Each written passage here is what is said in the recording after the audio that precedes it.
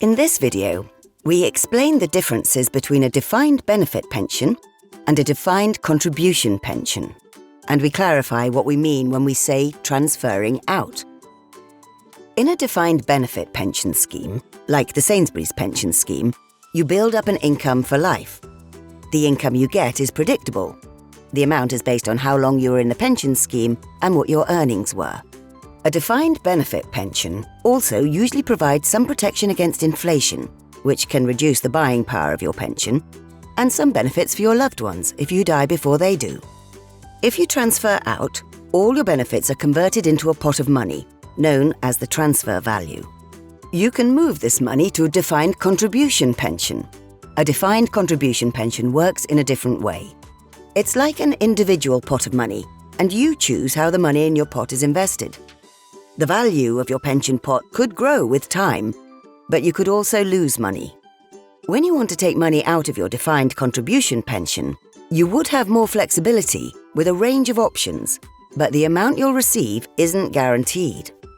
It's generally agreed that most people with a defined benefit pension are best advised to keep it for the reasons mentioned earlier in this video.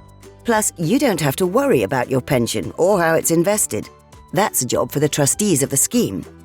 In a defined contribution pension, one of the key risks is that your money is invested, so you could lose a lot of money, and also, you don't know how long your pot of money will last. If that's the case, you might wonder why anyone would consider transferring out. Well, there are sometimes reasons that make a transfer out a more suitable option. For example, you might prefer to access your money in a flexible way, rather than as an income for life. Or you might already have an income from another pension scheme, so you don't need your Sainsbury's pension in the same way. Or you might not need an income for a spouse or partner, say if you're single, or if your partner has their own pension. Or you might want to pass on any unused pension money in a different way. Or finally, you might have health problems that mean an alternative option is better. So there's no right or wrong answer for everyone.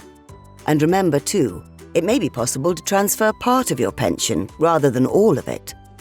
The right option for you will depend on your own personal needs and circumstances.